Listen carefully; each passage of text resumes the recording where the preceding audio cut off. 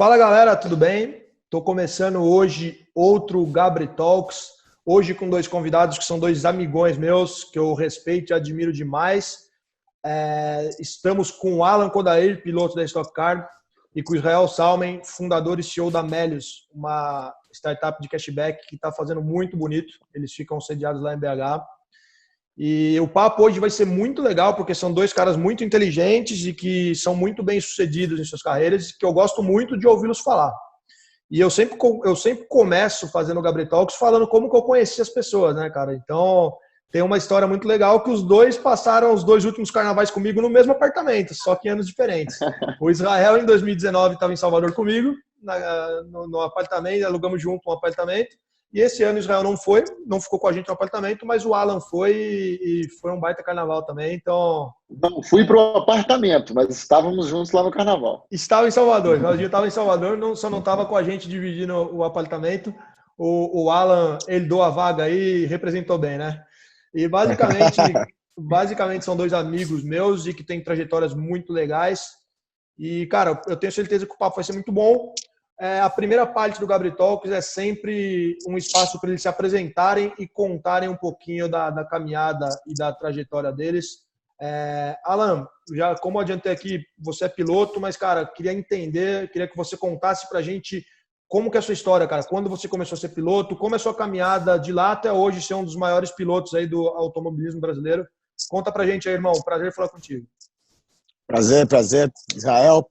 Prazer estar aqui, Gabri. Me senti muito bem sendo convidado por esse astro aí do relacionamento. Também se conheceu em festa, aqui pode falar, né? Não tem jeito. Se conheceu mesmo em festa, não só no carnaval como na Holy Snow. E a gente identifica rápido quem são as pessoas conectadas, não só com festa, mas com alguns propósitos, né? Que tem propósito por trás de conhecer gente legal.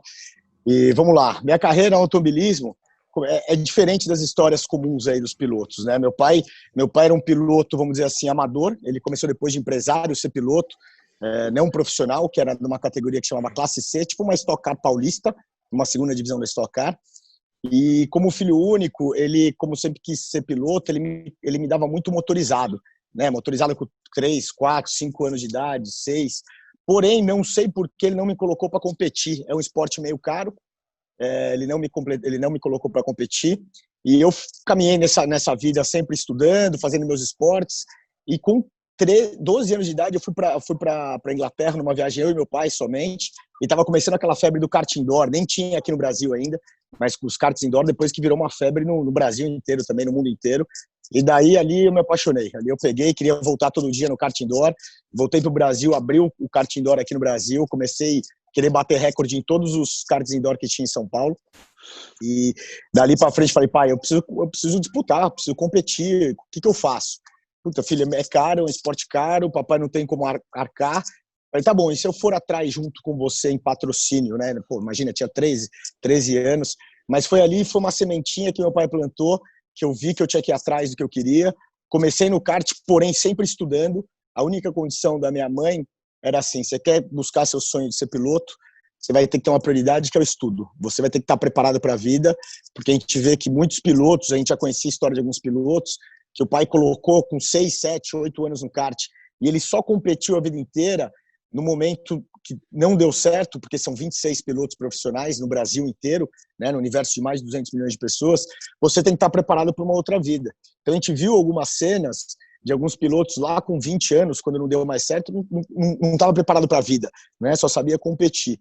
Então eu não parei o estudo, não podia repetir de ano, e corri de kart por muito tempo. Lá no segundo ano eu já fui campeão paulista, vice-campeão brasileiro, o negócio começou a ficar sério. Chegou em 2001, que era o ano que eu tinha que parar no kart, já tinha feito tudo que era de kart, e eu tinha que ir para o carro, daí era muito caro, os apoios que eu tinha no kart não era suficiente, parei, foi o único ano da minha carreira que eu parei de correr, e fazendo faculdade junto, foi o ano que eu ingressei na faculdade, e daí me deu um surto, cara, eu falei, cara, não é possível que eu não vou tentar. Gabriel, você tá no mudo. Você fez faculdade de quê, cara? Eu ingressei na faculdade de administração de empresas, na FAP, que também era uma restrição da minha mãe, ó, vai fazer faculdade, você vai tentar ser piloto, mas você vai ter que sempre, pelo menos, estudando e se formar. Eu fiz, comecei a fazer a faculdade e trabalhar com meu pai no setor têxtil, mas uma coisa que eu botei na minha cabeça é assim, eu posso não ser piloto, mas eu vou tentar até o final, até as minhas últimas forças, eu não posso ficar muito tempo parado. Meu pai me deu alguns relacionamentos que ele tinha e eu peguei a pastinha debaixo do braço, falei, vou vender. E hoje eu vejo que eu vendia muito mais um sonho com a minha cara e grandes empresários acreditarem em mim do que realmente o retorno real do esporte, que naquela época não dava, né? Eu queria correr de Fórmula Renault e daí eu consegui voltar em 2002 para correr de Fórmula Renault, fui campeão em 2003, fui para a Europa em 2004 e daí de 2005 em diante, onde realmente eu me profissionalizei, que eu vivo do esporte a partir de 2005, né, com os meus ganhos. Foram vários anos que eu quase fiquei desempregado. Então, para fazer um resumo, o automobilismo nunca me deixou dormir tranquilo. E quando eu voltei da Europa, eu consegui me formar. Quando eu fui campeão em 2003, eu consegui me formar na faculdade. Não sei como, comecei nos professores, que eu podia faltar, correndo atrás, me formei.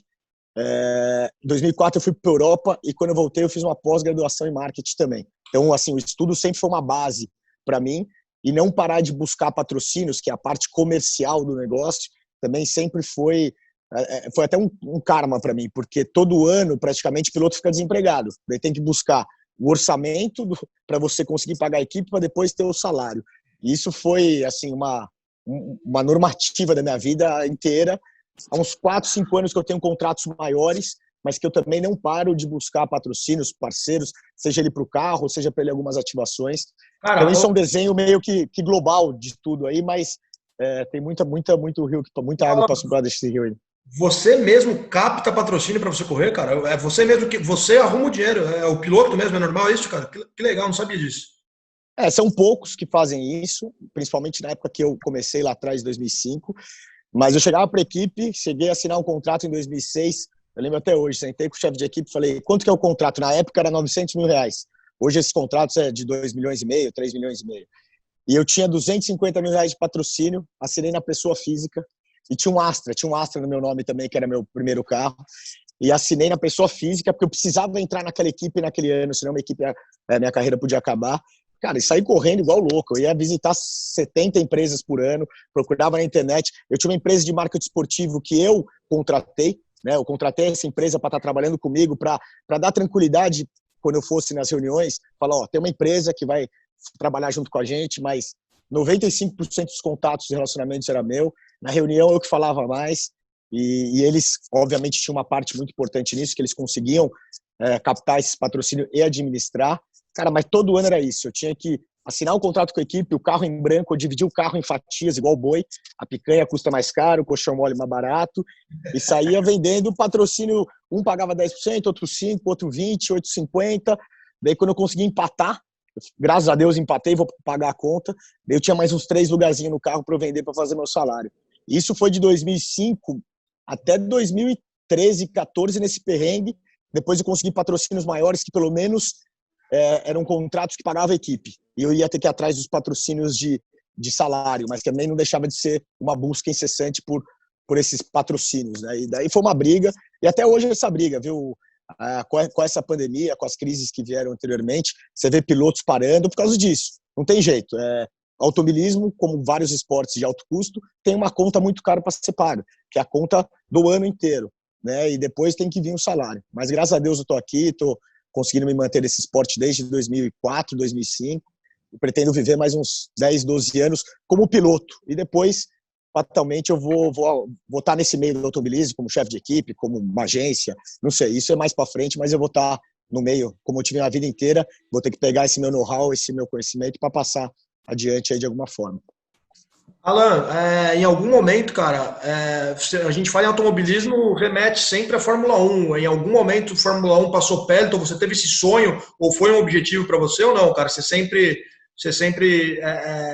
teve bem focado aqui na Stock Car, na Fórmula Renault, nas outras modalidades?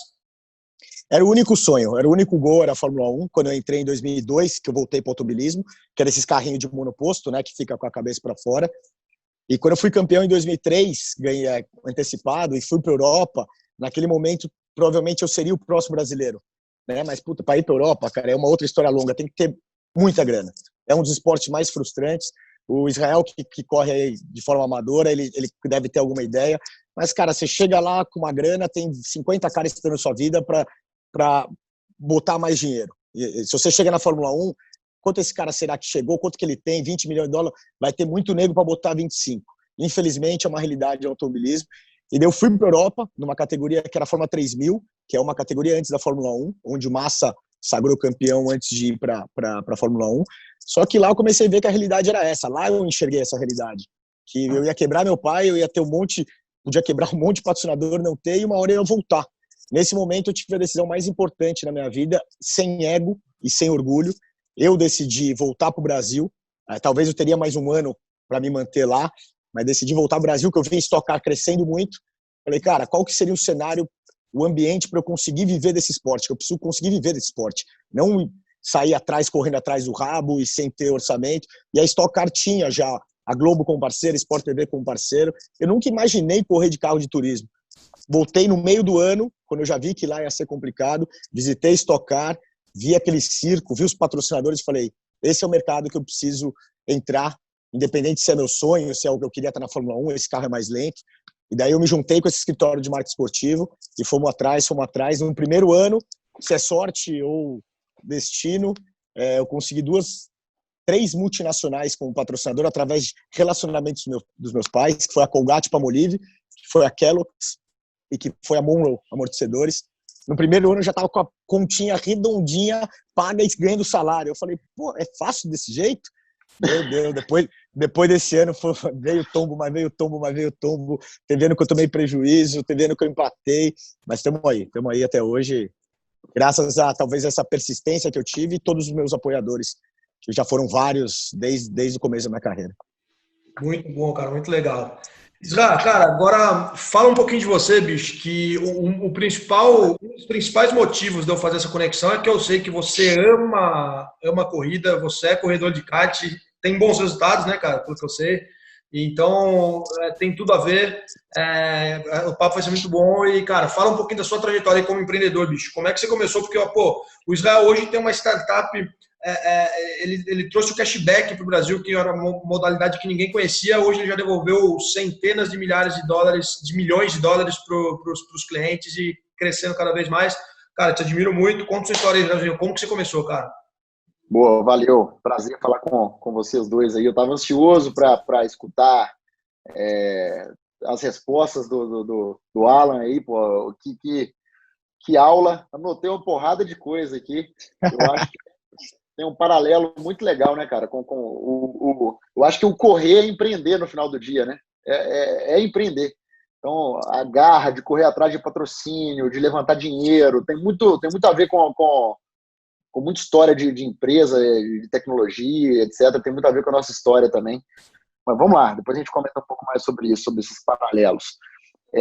Cara, eu nasci num lar assim, privilegiado, porque meus pais sempre me deram muita liberdade para correr atrás daquilo que eu queria. E não tinha muita contrapartida. Faça isso, igual o Alan comentou, né? Era assim, cara, corre atrás dos seus sonhos. Assim, eu acredito que você vai ter responsabilidade para correr atrás daquilo que você quer e assumir, talvez, os riscos, né, nesse caminho.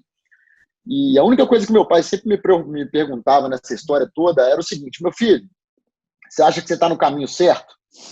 Eu falava, pai, eu acho que eu estou. Ele, então toca o pau, toca o barco. Então, foi a forma que meu pai me criou. Assim. Ele me deu sempre muita liberdade. Meus pais sempre foram empresários também. Então, era uma família de classe média alta, lá do interior de Minas, de Governador Valadares. Então, querendo ou não, eu tinha esse colchão dentro de casa que sempre me deu muita tranquilidade. Assim. No final do dia, eu pensava que, cara, se alguma coisa der muito errado, talvez eu possa bater na porta deles aqui, levantar e pedir ajuda. Então, eu tinha esse pensamento, apesar de nunca ter precisado bater lá e falar que algo deu muito errado.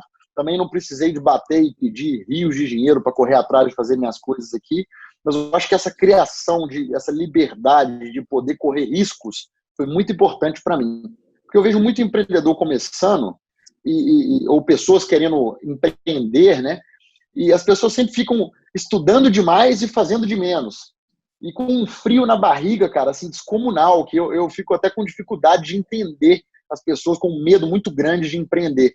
Hoje eu entendo, porque a realidade da maioria das pessoas não foi como a minha no início, de ter liberdade de correr atrás, né? Então, eu não tinha muita noção de risco. Então, correr risco, para mim, era algo que, cara, nasceu comigo. Porque eu vi meu avô correndo, sendo empreendedor, eu vi meus pais sendo empreendedores e correndo risco. Então, para mim, risco de empreender e de quebrar, esse negócio não me dava um frio na barriga, talvez, como dá com a maioria das pessoas. Isso é positivo para quem quer empreender, né? Porque empreender significa que você tem que dar os passos. Não adianta você estudar demais, planejar demais, fazer business plan e não correr atrás e não bater na porta do patrocinador e pedir ajuda para você correr de kart ou para você correr em outra fórmula. Então, assim, eu acho que o empreendedor ele tem que dar o passo de fé, né? Não é só estudar, não é só treinar, mas ele tem que correr atrás e tentar entregar aquilo que ele está querendo entregar. Então, acho que esse paralelo aí é muito legal das histórias aí do Alan e da minha, né, e de outros empreendedores também. Mas aí eu comecei lá em Valadares, cara, assim, correndo atrás dos meus sonhos, aprendi a programar muito jovem, né, com 13, 14 anos, eu aprendi a fazer alguns sites, aprendi a programar algumas linguagens de computação, e isso foi muito importante para mim também, porque eu acho que aprender lógica de programação, cara, ela destrava seu cérebro, assim, eu acho que te deixa mais esperto. E isso foi importante para mim com 13, 14 anos, porque eu acho que eu comecei a resolver problemas matemáticos e de lógicas, e isso desbloqueou talvez um conhecimento ali para mim muito importante naquela época. E eu aprendi, no final do dia, a conversar, por exemplo, com pessoas de produto, né, de desenvolvimento, de programadores. Isso foi muito importante para mim lá atrás, porque eu aprendi isso e hoje eu consigo conversar, por exemplo, com o meu time de tecnologia, não da forma técnica como eles esperam, mas consigo ter um norte ali para tocar o tambor, né? Fazendo analogia no kart, uma coisa que eu não sou bom no kart, eu imagino que o Kodaí seja fera, cara, eu sou péssimo para ajustar meu próprio kart.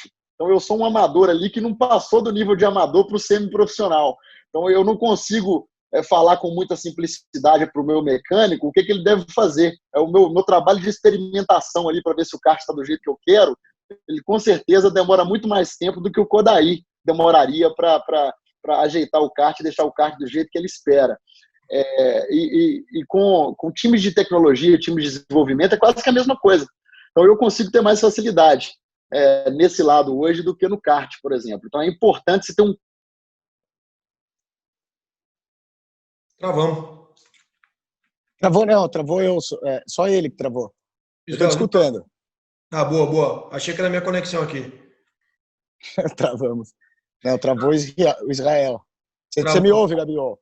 Voltou. Agora voltou para mim aqui. Eu não sei onde que parou aqui. Parou. Você tinha parado, voltou agora. Pode seguir.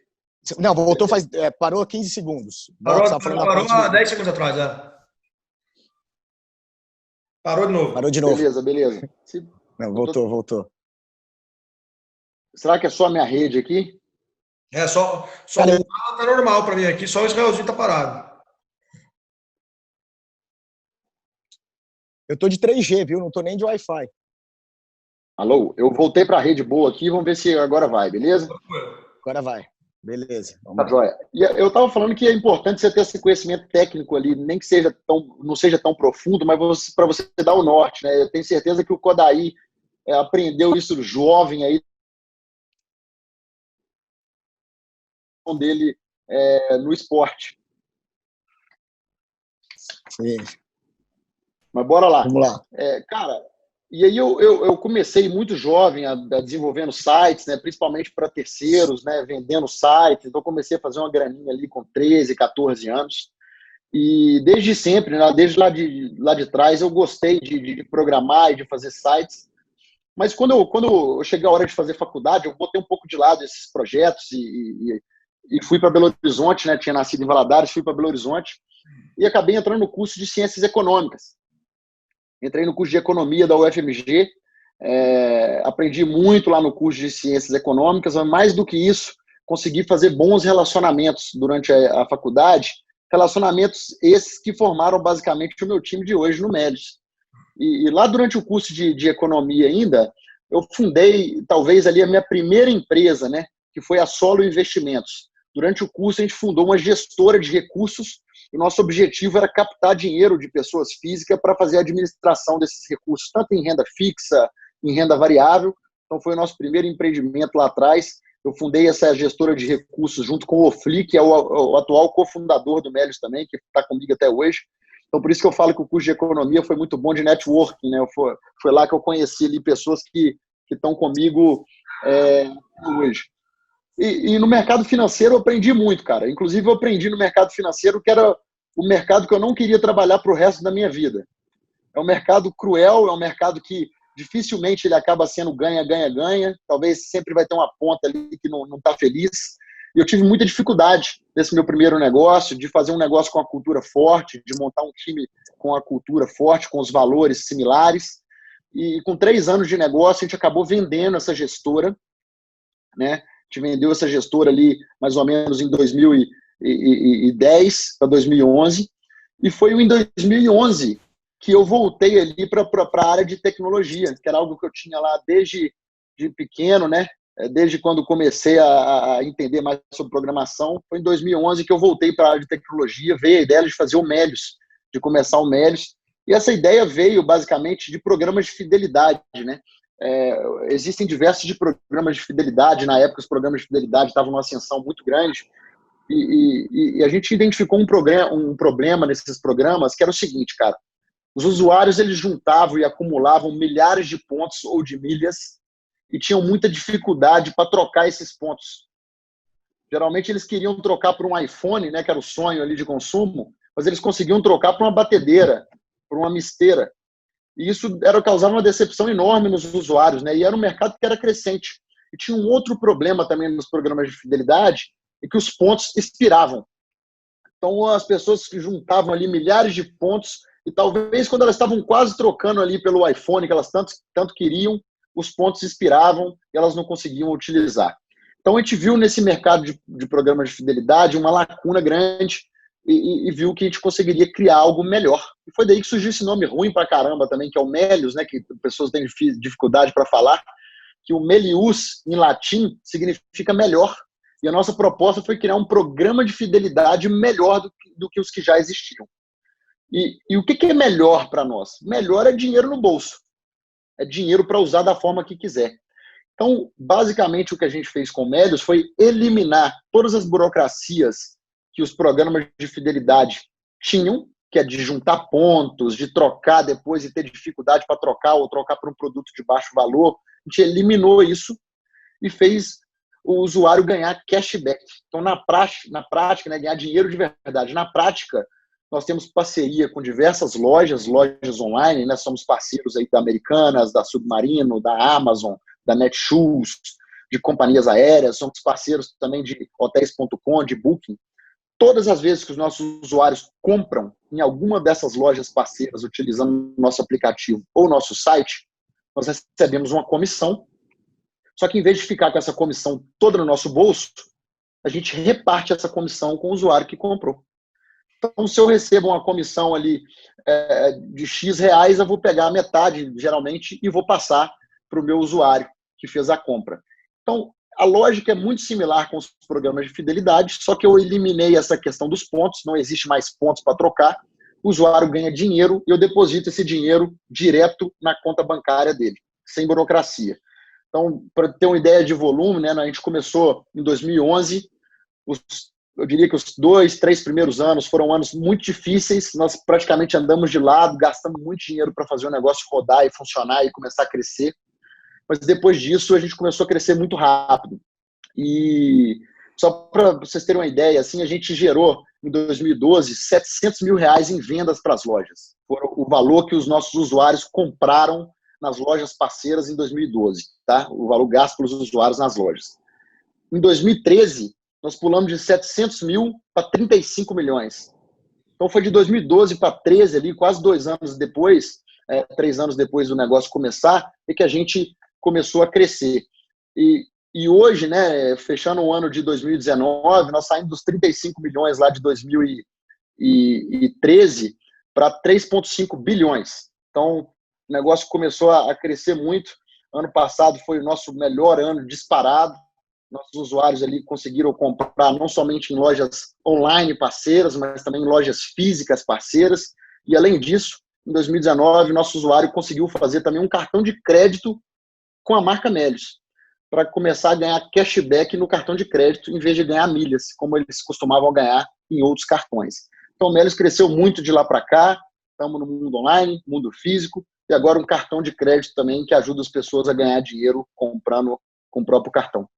Israelzinho, você falou, cara, um número de vendas impressionante do qual as pessoas compraram usando o aplicativo ao site da Melios, das lojas parceiras das Melios. Cara, quanto dinheiro efetivamente na história da Melios você já colocou de volta no bolso das pessoas? Você tem esse número, você tem essa noção? Estamos chegando perto de 150 milhões de reais de cashback que já depositamos na conta dos usuários. E só para você ter uma ideia de como é que o negócio é exponencial, só no ano passado foram 50 milhões. Então, na história, né, desde 2011 foram 150 milhões acumulados, mas no ano de 2019 sozinho foram 50 milhões. Então, o negócio está indo bem, estamos depositando dinheiro na conta da galera aí. E quem antes estava frustrado com o programa de fidelidade, hoje tem uma alternativa mais real, né, que é o dinheiro no bolso, que é o cashback. Animal. A Melios já está apta para entrar no Stock Car aí, ó, como um grande patrocinador, tá vendo? Pô, vamos chegar lá. Você começou falando disso aqui, eu acho que vamos chegar nessa hora aí, sem dúvida nenhuma. Estamos caminhando para ser uma empresa cada vez mais madura, né, e ter verbas para todo tipo de mídia. Sem dúvida, vamos chegar lá. Eu já vi, entre nós aqui, Alan, eu já vi macacão de automobilismo com o logotipo da Melios, hein, cara? Já existe, hein? É os amigos. Você viu o meu, né? Patrocínio, né? O próprio Israel bancou o patrocínio dele. Alto patrocínio. Brincadeiras à parte, pessoal, o que eu achei muito legal, alguns paralelos de vocês dois, é que vocês dois conseguiram ter bons resultados cedos, né? No começo das trajetórias, vocês já conseguiram dar saltos grandes nas carreiras. Ambos tiveram total apoio dos pais, cara, porque eu acho que se fosse diferente, talvez vocês não teriam seguido esses caminhos. Foi muito importante vocês terem apoio dos pais de vocês cedo. E a outra coisa, cara, a importância do network. Essa é uma tecla que eu sempre vou bater em qualquer conversa que eu faço, cara. O Alan só é piloto hoje porque ele tinha um relacionamento da família dele e desse relacionamento ele extraiu patrocínios para ele poder se autossustentar nas corridas. E o Israel, ele fez uma faculdade, fez um puta no relacionamento com gente boa e hoje essas pessoas que ele conheceu lá atrás são as pessoas importantes, os altos cargos, que alguns dos altos cargos fazem parte da Melios com ele. Então, é muito legal porque trajetórias de sucesso sempre tem pontos em comum e eu acho legal destacar esses pontos porque são esses pontos que ensinam a gente, né? O capital mais caro que existe é o relacionamento, né, Gabigol? Isso aí tá mais do que claro para mim. É uma coisa que minha mãe também sempre fez questão de deixar claro. E essas aderências que você disse, exatamente. A gente teve o apoio incondicional dos pais. Quando a gente é muito jovem, a gente precisa disso. Então, faz muito parte da minha carreira. E indo para o final que ele falou, do cashback, ele devolveu mais para os parceiros de negócio dele. E desde que eu cheguei na Stock Car, um princípio que eu sempre tive a sorte de ter um companheiro de equipe muito bom em marketing, de relacionamento, eu quis devolver mais para os meus patrocinadores. Como que eu devolvo mais? Como que eu penso fora da caixa? Daí eu fiz todo um programa de preparação, de relacionamento cliente, fiz um curso de palestra. Eu sempre tive... Peraí, vamos ver se voltou. Eu sempre tive muito próximo dos meus patrocinadores e sempre falando para eles o seguinte: quando começar a corrida, o investimento tem que estar pago. Eu quero devolver todo o investimento que vocês estão fazendo antes da corrida, com ativações, com proximidade com os clientes. Vocês podem me usar e como vocês quiserem me usar, vocês vão me usar. E eu fui me especializando. Então, entregar mais para o patrocinador, igual o Israel entrega mais, a Melios entrega mais para os parceiros de negócio dele, com certeza é um dos segredos do nosso, né, dos nossos segredos aí com nossos parceiros de negócio. É isso aí, cara. Bom, estamos vendo que nós estamos conversando com dois caras muito interessantes. Essa primeira parte realmente era para eles se apresentarem, foi muito legal e o papo vai só melhorar, tá? E agora, por enquanto, eles só falaram um pouquinho da história deles. Nós vamos fazer uns paralelos na parte 2 da nossa conversa entre ser um atleta de ponta e ser um empreendedor de ponta, porque tem vários, nós já conseguimos identificar alguns, mas tem muita coisa em comum tem muita coisa em comum não só na trajetória, como no modo de ver as coisas dos dois. Eu tenho certeza disso e nós vamos aprofundar um pouco mais sobre ter sucesso independente da área. Alan, Isa, obrigado, gente. Valeu. Até mais. Valeu.